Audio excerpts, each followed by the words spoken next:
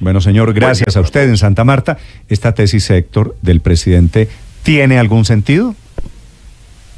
No, Néstor, no. Realmente el argumento del presidente de que se violó la Convención Americana de Derechos Humanos no es correcta a mi modo de ver, porque él está confundiendo los casos. La verdad es que él parece haberse quedado con el caso de él en la cabeza. Claro, el caso de él cuando el Procurador General de la Nación quiso sacarlo de la alcaldía que estaba ejerciendo, la Corte Interamericana de Derechos Humanos terminó dándole la razón al hoy presidente Petro, diciendo un juez penal es el único que lo puede sacar de su cargo. Y él a partir de ahí se quedó en la cabeza con que todos los temas relacionados con los derechos políticos terminan asociados a un juez penal, y no, es que el artículo 23 de la Convención en el numeral segundo, que es el que sirve de fundamento a toda esta discusión y que es la discusión que se da con la Procuraduría y tal, habla de muchas cosas, y lo que dice es que la ley puede reglamentar el ejercicio de los derechos políticos, habla de los derechos y oportunidades a que se refiere el inciso anterior, que son los derechos políticos, por una serie de razones: edad, nacionalidad, residencia, idioma, instrucción, capacidad civil o mental, y una condena por juez competente en proceso penal. Entonces, no es solamente un juez penal. Por ejemplo, la propia Constitución colombiana dice que para ser senador de la República se necesita tener 30 años. Bueno, la mayoría de edad es 18 años, y esa pues no tiene que ser una condena por juez penal, es una restricción por razón de edad soportada en el numeral segundo del artículo 23. Y así podríamos haber muchas. Hay una que es muy interesante, Néstor, que está relacionada con el tema de residencia de los que aspiran a ser alcaldes. Yo no puedo aspirar a ser alcalde de Santa Marta. Me encantaría ser alcalde y ojalá tuviera los votos para que me eligieran alcalde de Santa Marta. Sería absolutamente feliz. Pero no puedo ser porque ni nací ahí, Héctor, ni viví el último año, que son obligaciones legales. Ahora, Héctor, el presidente está equivocado. Sí, pero déjeme decir esto, Néstor. Le iba a decir, si el presidente Felipe, usted me imagino, está en desacuerdo con el presidente Petro, ¿cierto, Felipe? Sí, yo estoy totalmente de acuerdo con Héctor. El presidente está equivocado en esa percepción. Ahora, la pregunta, Felipe, es si el presidente está equivocado en un asunto evidente, porque aquí hay régimen de inhabilidades, hay régimen de incompatibilidades, hay prohibiciones constitucionales, hay jueces administrativos, en fin, hay un largo etcétera de que el derecho a elegir y ser elegido no es un derecho amplio e inequívoco. Hay unas restricciones. Pregúntese enseguida, Felipe, ¿por qué el presidente está tomando esta actitud en el tema? Por razones políticas, Néstor. Pero si la tesis del presidente fuera válida en el sentido de que solo son los jueces penales, entonces el Consejo de Estado no podría quitarle la investidura por doble militancia, por decir algo, a un parlamentario. Por ejemplo, también. Sí, no, hay muchos casos, y el presidente Petro ya ha cometido este error.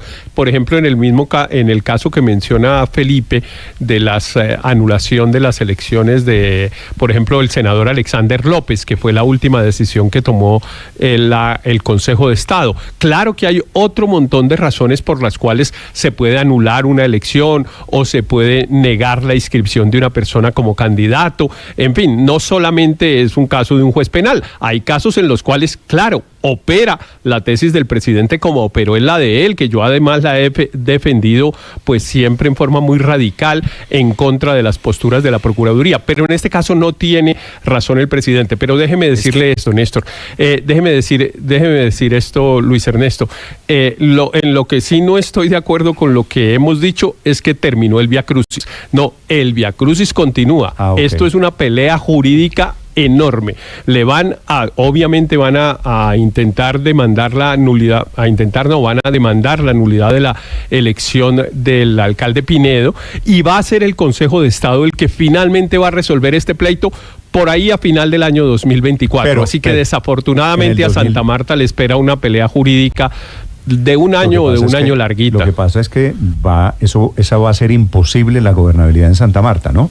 Dicho de esa manera. Claro, y además con gobernador del grupo político contrario. Pero Néstor, mire, hay un tema y es que hay que recordar a qué hace referencia el presidente, y es que en una democracia que garantiza el derecho político, los derechos políticos a elegir, a ser elegidos, la Convención Americana protege justamente que no haya decisiones arbitrarias por parte de autoridades administrativas restringiendo derechos políticos.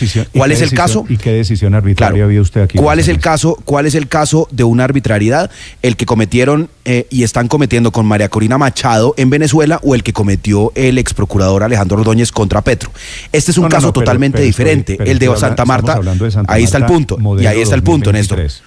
Claro, y ahí está el punto. Entonces, el presidente hace referencia justamente a esa protección de derechos humanos, del derecho político a participar, a ser elegido de la convención, pero en este caso lo que hay es un berenjenal jurídico, una cantidad de leguleyadas, porque primero, el grupo de Fuerza Ciudadana escribió una candidata inhabilitada, abiertamente, evidentemente inhabilitada.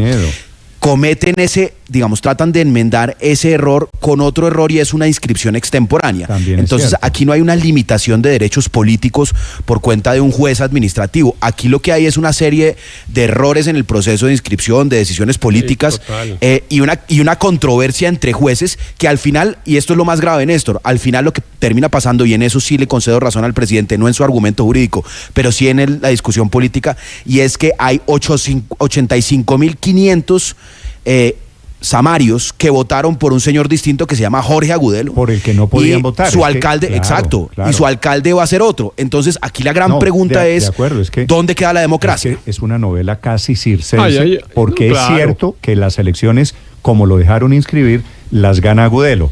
Pero estaba mal inscrito, y entonces los votos de los 85.000 votos de Agudelo no valen.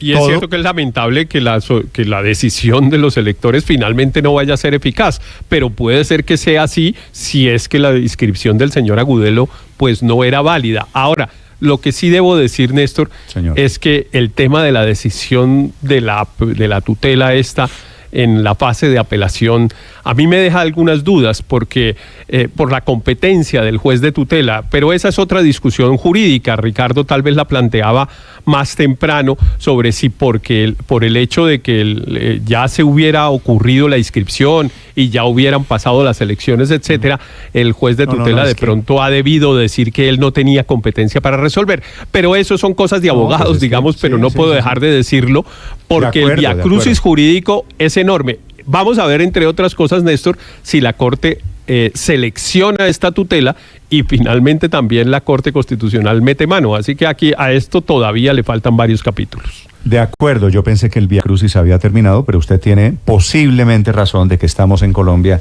y aquí terminamos. No, esto va a ser una pelea, como dice Héctor, hasta el 24 o el 25. Esto no para ahí. Y es desafortunado porque Santa Marta, pues, hombre, necesita estabilidad, tienen problemas enormes como el problema del agua. Bueno, en fin, desafortunado todo este episodio. Felipe, desafortunadamente, para seguir utilizando su expresión, en una esquina, la izquierda, que tienen el argumento válido de que Agudelo es el candidato más votado, ganó por 200 y pico de votos, una diferencia de décimas porcentuales. El presidente, entre otras cosas, pone el siguiente mensaje en Twitter, Felipe. Dice, en Santa Marta se respeta el voto popular, así se disparen armas. Los tiempos del paramilitarismo se acabaron. Es que el presidente Petro... Como si los que están defendiendo un lado de esta orilla fueran paramilitares. Pero no, es que yo le explico el contexto de ese mensaje del presidente. El presidente responde sobre otra cuenta de la red social X, en donde hay una persona que dice que van a defender los votos de Carlos Pinedo y hace un par de disparos al aire. No, por eso, pero eso no vuelve los votos de Pinedo. No, pero por supuesto que no. Los votos del paramilitarismo. No. Lo que pasa es que el presidente está en la tónica de polarizar como siempre y de meter en un saco a los buenos, que según él son los que son simpatizantes de sus tesis y de sus partidos, y malos el resto. Entonces, él considera que todo el que no está con su proyecto o es paramilitar, o es mafioso, o es criminal, y así está actuando en la ciudad de Santa Marta. Néstor, que como lo dije temprano, Néstor, es importante para la izquierda, porque al presidente Petro le significó una victoria con 120.000 votos en la segunda vuelta sobre 70.000 votos de Rodolfo Hernández. Meta por otro lado a Santa Marta en la lista de ciudades perdidas por la izquierda, porque gana un candidato que acaban de escuchar ustedes es de una coalición. Néstor, métale que van a demandar la elección del gobernador electo, Rafael Martínez, por doble militancia, para que le meta más condimento a la situación del Magdalena, porque apoyó a candidatos que no eran de su partido en las pasadas elecciones. Bueno, un galimatías, la verdad, jurídico y político. Para quienes quieran opinar, es mucho más que Santa Marta lo que está en juego. La cuenta Blue Radio Com y cuenta Néstor Morales C. Los invito a que participen en esta conversación. Álvaro Forero. Néstor, hay razones de ambos lados jurídicas, como se han expresado claramente. Eso no hay duda de que uno puede alegar o para un lado o para el otro jurídicamente y que la última decisión pues es la que está prevaleciendo. Pero lo que también es indudable es que la democracia colombiana y la de Santa Marta en este caso queda golpeada. Y se pregunta uno por qué. Pues vimos muchos ejemplos de cómo las instituciones electorales en Colombia no están funcionando bien.